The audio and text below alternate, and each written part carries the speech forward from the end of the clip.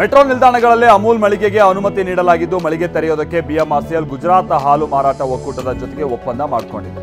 ಪಟ್ಟಂದೂರು, Agrahara, Indiranagar, Benniganahalli, Trinity, Baiyappanahalli ಹಾಗೆ sir M Visvesvaraya, Jayanagar, Majestic, national college, Banashankari metro ನಿಲ್ದಾಣಗಳಲ್ಲಿ ಮಳಿಗೆ ತೆರೆಯೋದಕ್ಕೆ ಸಿದ್ಧತೆ ಮಾಡಿಕೊಳ್ಳಲಾಗ್ತಾ ಇದೆ. ಮೆಟ್ರೋ ನಿಲ್ದಾಣಗಳಲ್ಲಿ ಅಮೂಲ್ ಮಳಿಗೆಗೆ ಅನುಮತಿ ಕುರಿತಂತೆ ಮಾತನಾಡಿರುವ ಡಿಸಿಎಂ ಡಿಕೆ 2 ಅಂಗಡಿ ಅಮೂಲ್ಗೆ, 8 ಅಂಗಡಿ ನಂದಿನಿಗೆ ಕೊಡುವಂತೆ ಹೇಳಿದ್ದೀನಿ. ಬಿಎಂಆರ್ಸಿಎಲ್ ಅವರು ಗ್ಲೋಬಲ್ ಟೆಂಡರ್ ಕರೆದಿದ್ರು. 10 ಕಡೆ ಅಂಗಡಿ ಬೇಕು ಅಂತ ಅಮೂಲ್ ಅರ್ಜಿ ಹಾಕಿತ್ತು. ನಾವು ಕೆಎಂಎಫ್ ಅವರಿಗೆ ಅರ್ಜಿ ಹಾಕುವಂತೆ ಹೇಳಿದ್ದೀವಿ. ಕೆಎಂಎಫ್ಗೆ 8 ಅಂಗಡಿ ಕೊಡುವಂತೆಯೂ ಹೇಳಿದ್ದೀವಿ ಅಂತ ಹೇಳಿದ್ದಾರೆ. ನಂದಿನಿಗೆ ಬಿಎಂಆರ್ಸಿಎಲ್ ಅವಕಾಶ ನೀಡಬೇಕು. ನಮ್ಮ ಬೆಂಬಲ ಇರೋದು ನಂದಿನಿಗೆ ಮಾತ್ರ ಅಂತ ಬೆಂಗಳೂರಿನಲ್ಲಿ ಸಚಿವ ರಾಮಲಿಂಗಾರೆಡ್ಡಿ ಹೇಳಿದ್ದಾರೆ. ಕೆಎಂಎಫ್ ಕಡಿಮೆ ಹಣ ನೀಡಿದ್ರು, ಬಾಡಿಗೆ ಕಡಿಮೆಯಾದರೂ ಪರವಾಗಿಲ್ಲ. ನಮ್ಮ ಸರ್ಕಾರ ಯಾವತ್ತೂ ನಂದಿನಿ ಪರ ಇರುತ್ತೆ ಅಂತ ರಾಮಲಿಂಗಾರೆಡ್ಡಿ ಹೇಳಿದ್ದಾರೆ. ನಂದಿನಿ ಮಳಿಗೆಗೆ ಮೊದಲು ಅವಕಾಶ ಕೊಡಬೇಕು ಅಂತ ರಾಜ್ಯ ಸರ್ಕಾರಕ್ಕೆ ಬಿಜೆಪಿ ನಾಯಕರು ಆಗ್ರಹಿಸಿದ್ದಾರೆ. ಅಮೂಲ್ ಜೊತೆ ಒಳ ಒಪ್ಪಂದ ಕನ್ನಡಿಗರು ಕರ್ನಾಟಕಕ್ಕೆ ಮಾಡಿದಂತ ಅಪಮಾನ ಇದು ಅಂತ ಮಾಜಿ ಸಚಿವ ಎಂಪಿ ರೇಣುಕಾಚಾರ್ಯ ವಾಗ್ದಾಳಿ ನಡೆಸಿದ್ದಾರೆ. ಹಾಸನ ಜಿಲ್ಲೆಯ ಚನ್ನರಾಯಪಟ್ಟಣದಲ್ಲಿ ಒಂಟಿ ಮಹಿಳೆಯನ್ನ ಹತ್ಯೆಗೈದು ಚಿನ್ನಾಭರಣ ಹಾಗೆ ನಗದು ದರೋಡೆ ಮಾಡಲಾಗಿದೆ. 68 ವರ್ಷದ ಕಮಲಮ್ಮ ಕೊಲೆಯಾದ ವೃದ್ಧೆಯಾಗಿದ್ದು 5 ವರ್ಷಗಳ ಹಿಂದೆ ಇದೇ ವೃದ್ಧೆಯ ಮನೆಗೆ ನುಗ್ಗಿದ ಖದೀಮರು ಸರಗಳ್ಳತನ ಮಾಡಿದ್ರು. ಇದೀಗ ಇದೇ ಮನೆಗೆ ನುಗ್ಗಿದ್ದ ಹಂತಕರು ವೃದ್ಧೆಯನ್ನ ಹತ್ಯೆಗೈದಿದ್ದಾರೆ.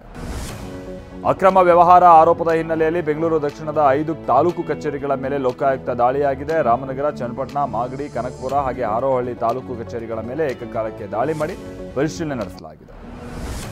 ಕಲಬುರಗಿಯ ಗಣಗಾಪುರದ ದತ್ತಾತ್ರೇಯ ದೇಗುಲ ಅಭಿವೃದ್ಧಿ ಹಿನ್ನೆಲೆಯಲ್ಲಿ ಅಕ್ರಮವಾಗಿ ನಿರ್ಮಿಸಲಾಗಿದ್ದ ಅಂಗಡಿಗಳನ್ನು ತೆರವು ಮಾಡಲಾಗ್ತಾ ಇದೆ. ತಾಲೂಕು ಪಂಚಾಯತ್ ಹಾಗೆ ಮುಜರಾಯಿ ಅಧಿಕಾರಿಗಳ ಸಹಯೋಗದಲ್ಲಿ 175 ಅಂಗಡಿ ಮುಂಗಟ್ಟುಗಳನ್ನು ತೆರವು ಮಾಡಲಾಯಿತು.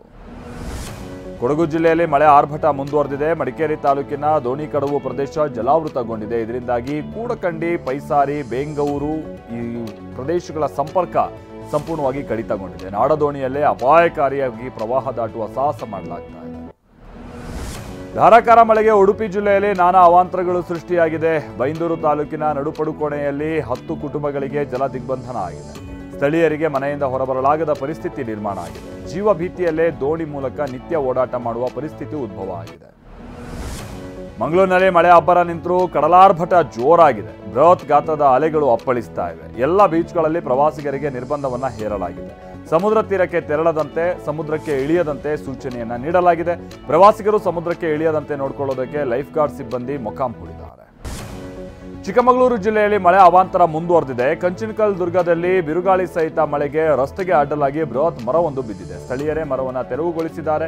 ಮಳೆ ಹಾಗೆ ಗಾಳಿಯಿಂದಾಗಿ ಮಲೆನಾಡಿನ ಬಹುತೇಕ ಗ್ರಾಮಗಳು ವಿದ್ಯುತ್ ಇಲ್ಲದೆ ಕತ್ತಲಲ್ಲಿ ಮುಳುಗಿವೆ.